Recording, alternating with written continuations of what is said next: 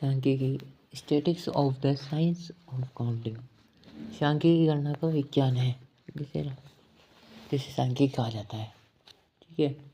उद्देश्य की बात करें तो समष्टि का अध्ययन करना। नंबर 1 उद्देश्य समष्टि का अध्ययन करना। संपूर्ण समष्टि का अध्ययन करने के लिए सांख्यिकी का यूज किया जाता है। नंबर 2 पे बात करते हैं। उद्देश्य में विचरण तथा इसके कारणों का अध्ययन करना। समष्टि का विचरण करना तथा इसके जो कारण है उनका अध्ययन करना। नंबर 3 पे जो उद्देश्य आता है वो आता है आंकड़ों का लघुकरण तथा विश्लेषण की विधियों का अध्ययन। आगे बात करते हैं हम सांख्यिकी की विशेषताएं। सांख्यिकी की विशेषताएं होती है, किसी भी कार्य को करते हैं तो उसकी एक विशेषता होती है। इसी प्रकार सांख्यिकी की विशेषताएं। नंबर 1, ये हमेशा संख्यात्मक राशियाँ होती है। संख्यात्मक राशियाँ जो भी होगी वो संख्यात्मक राशि होगी।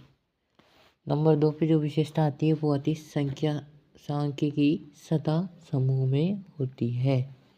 सांख्यिकी सदा समूह में होती है।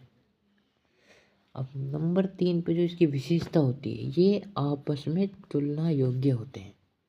सांख्यिकी आपस में तुलना योग्य होते हैं। नंबर 4 पे विशेषता आती है सांख्यिकी किसी ध्येय विशेष से संबंधित रहते हैं। इसकी विधियों की बात करें तो सांख्यिकी की विधियाँ हैं। सबसे पहले विधि होती है इसकी आंकड़ों का संग्रहण। आंकड़ों को एक जगह संग्रहित किया जाता है। उसके बाद आता है इसका आंकड़ों का वर्गीकरण करना। आंकड़ों का वर्गीकरण करने के बाद उसका सारणी में प्रस्तुत किया जाता है, मतलब सारणीयन किया जाता है। सारणीयन करने के बाद इसको प्रस्तुतिकरण किया जाता है। प्रस्तुतिकरण किया जाता है। नंबर 5 पे आता है विश्लेषण। विश्लेषण करने के बाद इसका जो होता है छठे नंबर पे निर्वाचन। निर्वाचन के बाद आता है पूर्वानुमान। ये है इसकी विधियाँ। कृषि में इसके यूज देख लिया जाए तो सांख्यिकी के कृषि में यूज ये फसल की विभिन्न जाति तथा विभिन्न गुणों की तुलना करने में सहायक है। नंबर 1 क्या है? ये फसल की विभिन्न जातियों व विभिन्न गुणों के मध्य में तुलना करने में सहायक है। नंबर 2 पे जो टॉपिक आता है कृषि में उपयोग में ऑर्गेनिक, इनऑर्गेनिक, कार्बनिक व कार्बनिक, इंसेक्टिसाइड, कीटनाशी तथा अप्रत्यक्ष रूप से विभिन्न फसलों की सुरक्षा करने में तथा उनका वर्गीकरण करने में इसका उपयोग किया जाता है।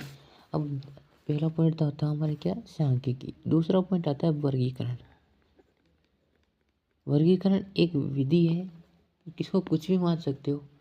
वर्गीकरण होता है किसी भी कार्य को करते हैं और कोई भी जो संख्या होती है उनका वर्गीकरण किया जाता है। उस तरह से इसे बताया गया है। उसमें सबसे पहला टॉपिक आता है लक्षण।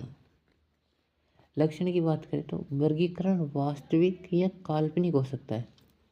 वास्तविक जो चल रहा है या काल्पनिक जो चला गया, लेकिन जो आने वाला है उसके बारे में नहीं बता सकते। इसका वर्गीकरण नहीं किया जा सकता। दूसरे नंबर पर आता है वर्गीकरण किसी गुण विशेष के आधार पर होता है। गुण विशेष के आधार पर वर्गीकरण होता है। नंबर 3 पर आता है वर्गीकरण पदों के बीच उनकी एकता को स्पष्ट करता है। दो पदों के बीच उनकी एकता को स्पष्ट करता है। और अगली बात करें तो इसके उद्देश्य व कार्य। वर्गीकरण के उद्देश्य में सबसे पहले आता है आंकड़ों को सरल व संक्षिप्त करना। नंबर 2 पे आता है समानता व असमानता, स्पष्टता व निश्चित करना। नंबर 3 पे आता है पारस्परिक संबंध स्पष्ट करने में सहायक। नंबर 4 पे आता है तुलना में सहायता करना। और नंबर 5 पे आता है तर्कपूर्ण वैज्ञानिक व्यवस्था करना और एक मानसिक चित्र प्रस्तुत करना। अब वर्गीकरण में जो आवश्यक है उसके बाद बताते हैं आपको वर्गीकरण की आवश्यकता क्यों है। वर्गीकरण की आवश्यकता है आंकड़ों को सरल एवं संक्षिप्त बनाने के लिए और उनको समझने योग्य बनाने के लिए वर्गीकरण की आवश्यकता होती है। आदर्श वर्गीकरण के आवश्यक तत्व क्या होते हैं? एक अच्छे वर्गीकरण के तत्व क्या क्या होते हैं? सबसे पहले होता है स्पष्टता होना, आंकड़ों में स्पष्टता होना। नंबर 2 पे होता है निसंशेषी। और नंबर 3 पे होता है पारस्परिक पृथकता, पारस्परिक जो पृथकता होती है उनमें। उसके बाद आता है स्थिरता के बाद आता है अनुकूलता, और फिर आता है लचीलापन, और फिर आता है सजातीयता, और फिर गणितीय शुद्धता। वर्गीकरण की जो विधि होती है, वो वर्गीकरण की विधि साधारणतः 2 तरह की होती है। नंबर 1 होती है गुणात्मक, और नंबर 2 होती है संख्यात्मक। अब गुणात्मक जो विधि होती है, गुणात्मक विधि में 2 विधियाँ आती है, द्वंद्व भाजन वर्गीकरण और बहुगुणी वर्गीकरण। और संख्यात्मक जो होती है, संख्यात्मक में आता है नंबर 1 खंडित और नंबर 2 अखंडित। वर्गीकरण कर लेते हैं। वर्गीकरण के बाद सारणीकरण किया जाता है, ना कि सारणीकरण के बाद वर्गीकरण किया जाता है। वर्गीकरण में आंकड़ों का वर्गीकरण सामान्य रूप से कर लिया जाता है, और इसमें सारणीकरण में सारणी के रूप में जमाया जाता है। ठीक है, इस सारणीकरण की बात करें तो सारणीकरण के जो उद्देश्य क्या क्या है? सारणीकरण के उद्देश्य नंबर 1 आंकड़ों को व्यवस्थित रूप में दिखाना, व्यवस्थित रूप में सारणी के रूप में जमाना।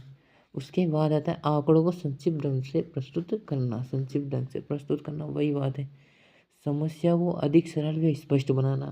थोड़ा सरल और स्पष्ट तो वर्गीकरण में बना दिया जाता है, फिर उसके बाद और भी सरल व स्पष्ट सारणीकरण में बनाया जाता है।